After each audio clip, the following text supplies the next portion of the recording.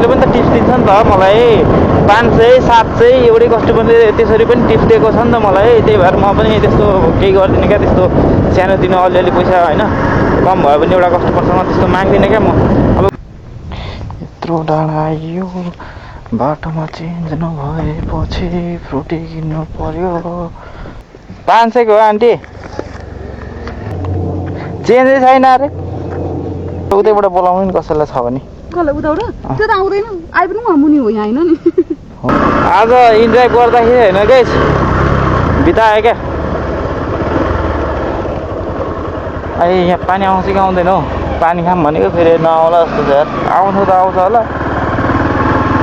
म घाँटी नै हरारी भयो क्या। यो खै के मेल भन्ने ठाउँ पो आएको हौ म।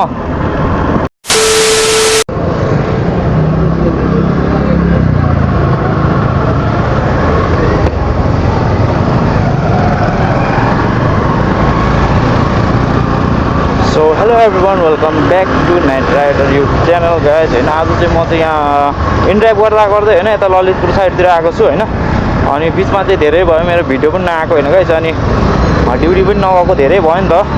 अनि अब त्यो सब किन हो भन्दाखेरि होइन म अहिले सब तपाईँहरूलाई एक्सप्लेन गर्छु होइन। मेरो चाहिँ एकदम पनौती लागेको भनौँ कि के भनौँ होइन, मेरो त एकदम खतमै भएको थियो। अनि अहिले चाहिँ हाल म होइन यहाँ ललितपुर साइडतिर अब ठ्याक्कै यो ठाउँ नाम बिर्सेँ होइन, यो महापाल हो कि के हो, त्यहाँबाट म पठाउ अफिसतिर जाँदैछु। किनभने होइन अब मलाई फोन आएको थियो छिटो पैसाबाट यहाँ पठाउको। अब छिटो पैसा भन्ने के हो भन्दाखेरि होइन अब राइडरहरूलाई त सब पठाउको राइडरहरूलाई त थाहा हुन्छ होइन, अब अरूहरूलाई त थाहा हुँदैन होइन। अब त्यो भनेको चाहिँ हामीले पेमेन्ट बुझाउने एप हो एउटा होइन पठाउ अफिसमा। अनि सो म चाहिँ अनि मेरो चाहिँ पैसा फसेको छ 10-15 हजार होइन त्यो एपमा। त्यो एप चाहिँ अहिले अपडेट हुँदैछ नि त, अनि हामीले पैसा झिक्न मिल्दैन। त्यही भएर मलाई फोन आएको थियो तपाईँ अफिसबाट आएर झिक्न सक्नुहुन्छ, पछि यो शनिबारभित्रसम्म झिकिसक्नु नभए निस्किँदैन भनेर भनिरहेको थिएँ क्या। अनि म चाहिँ त्यही भएर पठाउ अफिसतिर जाँदैछु होइन। मेरो चाहिँ बिचमा के भएको थियो भन्दाखेरि मैले ड्युटी नगरेको 3-4 दिनै भयो। किन भन्दा होइन यो एप अपडेट गर्ने भनेर होइन त्यो एपमा पैसा नहाल्नु होइन, अरू ब्याङ्क एकाउन्टबाटै क्युआर हामी प्रोभाइड गर्छौँ त्यसमा पेमेन्ट गर्नु भनेर भन्नुभएको थियो क्या। त्यो चाहिँ मैले अब अलिक बुझिनँ मजाले होइन, म सर्टकटमै भन्छु होइन। अनि मैले चाहिँ पहिलेकै तरिकाले पेमेन्ट गर्ने खोजेर चाहिँ छिटो पैसामा पैसा हालेको थिएँ, अनि त्यो पैसा त्यहीँ फसेको थियो क्या। अनि अब मैले अब ड्यु एमाउन्ट नतिरेपछि ड्युटी पनि जान पाएन नि त, अनि सस्पेन्ड पनि भयो मेरो आइडी। त्यही भएर म चाहिँ अब घरमा बसिरहेको थिएँ। अनि यहाँ अब धेरै मेरो स्कुटर पनि फेरि बिग्रियो क्या। मैले 4 महिनामा होइन 4 महिनामा 2 चोटि इन्जिन बनाइसकेँ क्या। अब बात त सही है। त्यो अब कस्तो खालको बनाउने मान्छे त्यस्तो हो कि म त्यस्तो कुदाउने भनौँ त अब होइन। अब छिटो अब सुरुमा त मैले लो 70-80 को स्पिड हान्थेँ र बिग्रियो भनौँ होइन। त्यस पछाडि त होइन अनि के अरे अर्कोचोटि त मैले बनाएपछि 30-35 को स्पिड मात्रै हान्थेँ क्या। फेरि 1 महिनै नपुग्दै बिग्रियो क्या। अब त्यो बनाउने मान्छे त्यस्तो हो कि अब स्कुटर त्यस्तो भनौँ कि के भनौँ हौ। अब अरू मेकानिकहरूलाई बुझ्दाखेरि होइन जस्तै थोत्रे स्कुटर पनि होइन स्कुटर बाइकहरू पनि होइन एकचोटि इन्जिन बनाइसकेपछि कम्तीमा 1 वर्ष चल्नुपर्छ भनेर भनिरहेको हुन्छ हो। अब उनीहरूले चाहिँ अब स्कुटरहरू धेरै पुरानो भयो भन्छ क्या। त्यति साह्रो पुरानो पनि छैन क्या, पिकअप सिकअप सब राम्रै छ होइन। सो अब मैले चाहिँ सोचेको अब बनाउने मान्छेकै गल्ती हो होइन। अब त्यति साह्रो केही नभनौँ होइन, त्यो कुरा त्यहीँ सक्यो होइन। अब खर्च हुनु भएको। अनि यसमा चाहिँ फेरि हेडलाइटै कम बल्दो रहेछ क्या, राति अलिक अप्ठ्यारो हुने रहेछ। अनि मैले चाहिँ अफिस त्यहाँ मान्छेलाई भनेको छु मलाई यो बाइकले काम दिएन, मलाई 1-2 दिनमै बाइक चेन्ज गराइदिनु भनेको छु। ल हुन्छ भनेको छ। अब हेरौँ कहिलेसम्म चेन्ज गराइदिन्छ। त्यही भएर म चाहिँ इन्डिया हान्दै थिएँ। अनि अहिले भर्खर मैले चाहिँ यो एक राइड हानेको थिएँ। एक राइड हानेर अनि मैले कसले चाहिँ फोन गरेको रहेछ मलाई भनेर गरेको, छिटो पैसाबाट रहेछ। अनि अफिस बोलाएँ। अनि म चाहिँ अफिसतिर लाग्दैछु गाइज होइन। अनि हिजो आज यस्तै चल्दैछ होइन। अब अरू त के भनौँ। अनि क्यामेरा एङ्गल मिलेको छ छैन होइन। गर्मी पनि फेरि लास्टै बढी रहेछ क्या अचेल फेरि है,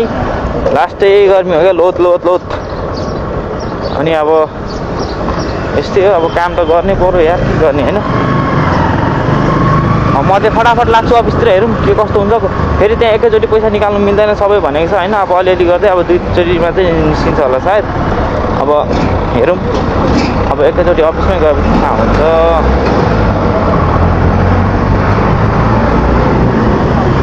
सो गाइस म चाहिँ अहिले पठाउ अफिसबाट आइसकेँ होइन त्यहाँनिर 5000 चाहिँ निस्क्यो मेरो 10,400 5000 निस्क्यो अब 5400 बाँकी छ अनि एकछिन वेट गर्नु भन्दै थियो यसो इन्ड्राइभ खोलेको होइन राइड लागिहाल्यो अनि म चाहिँ कस्टमरलाई लिन जाँदैछु फेरि प्यासेन्जरलाई खालि यार यो पठाउको के अरे पठाउ फुड हिरोको काम गरेर होइन खालि कस्टमर मात्रै भन्न आउँछ क्या प्यासेन्जर भनौँ न होइन सो अब राइड हानिदिउँ न एक राइड फेरि होइन फेरि कतिखेर राइड पाइन्छ होइन म चाहिँ फेरि लामो मात्रै राइड हानिदिन्छु क्या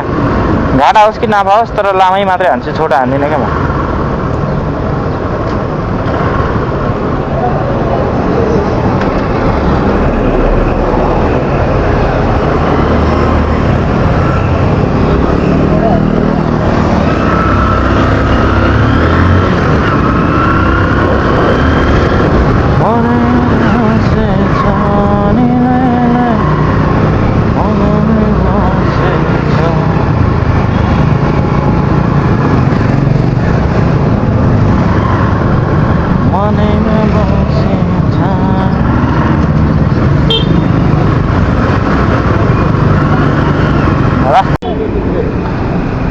सो गाइस मेरो चाहिँ यो राइड पनि कम्प्लिट भएर अर्को राइडमा पनि मैले प्यासेन्जर बोकेर हिँडिरहेको मेरो प्यासेन्जर चाहिँ यहीँ छ होइन तिम्रो नाम के हो भनिदेऊ त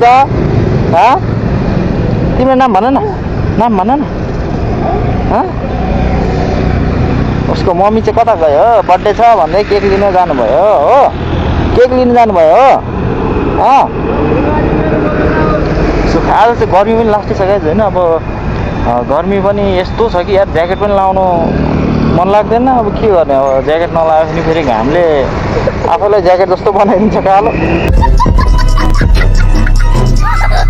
पसल बन्द रहेछ पसलै बन्द रहेछ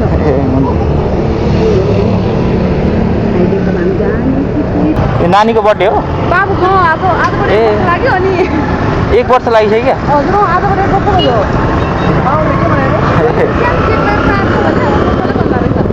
अनि तपाईँहरूकोतिर छैन र ए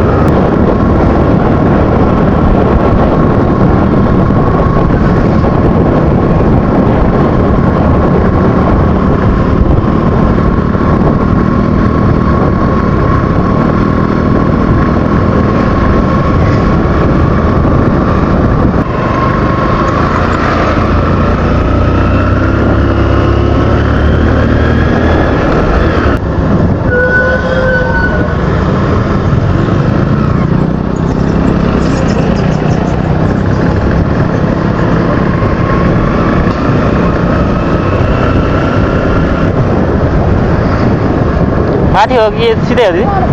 सिधै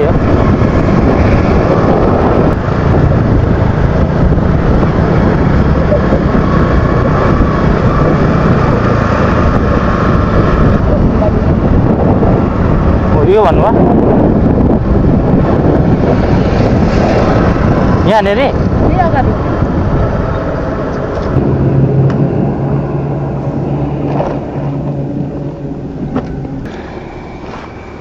ला दिदी चेन त छैन हो मसँग मसँग म अघि फर्क 300 मात्रै छ मसँग चेन्ज दिनु न बरु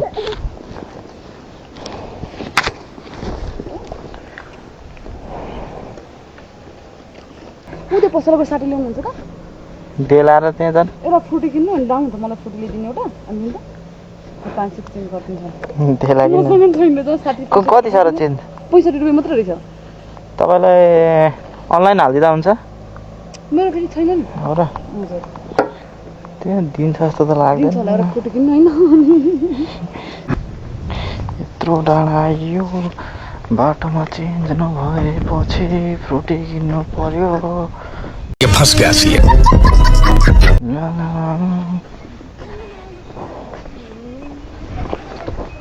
फ्रुटी छ भनौँ एउटा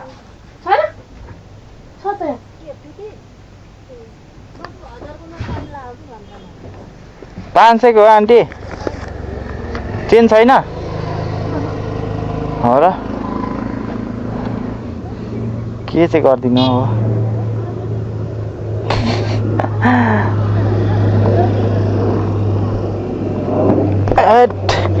चेन्ज पनि पाइएन यत्रो टाढा आएपछि त यार चेन्जै छैन अरे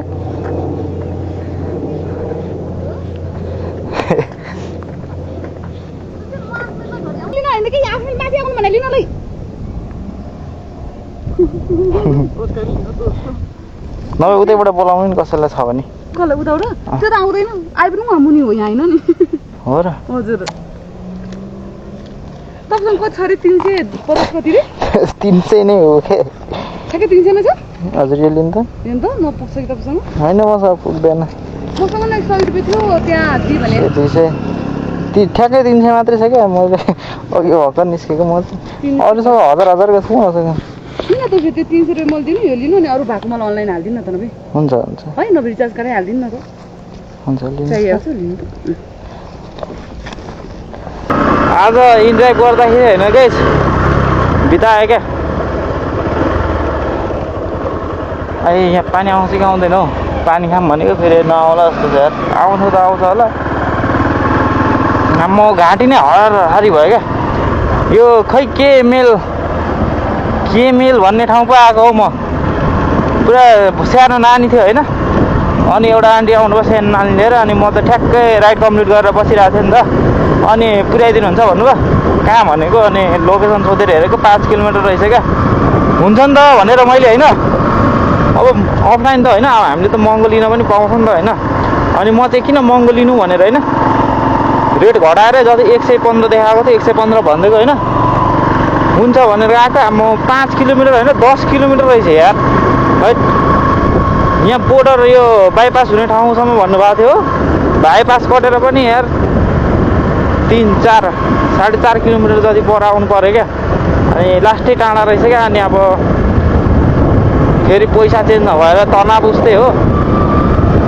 अनि अब सुरुमै 115 भनेको थियो होइन अब फेरि आफूले होइन त्यस्तो डिस्कस गर्नु मन लाग्दैन क्या बार्गेनिङ गर्नु मन लाग्दैन क्या अब जति टाढा पुर्याए पनि आफूले सुरुमा जति भन्थ्यो त्यतिमै हो क्या म चाहिँ फेरि